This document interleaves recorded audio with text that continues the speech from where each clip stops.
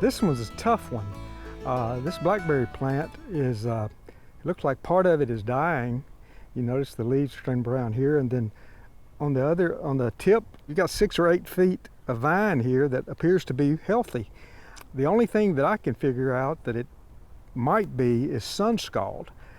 This vine does better when it's shaded. It's not used to being in the sunlight, and the afternoon sun is beaming right on this vine right here, and I think that's probably what our problem is. The backside of the vine appears to be more healthy, and there's enough xylem and phloem back there on the back to provide water and nutrient exchange to reach the rest of this vine.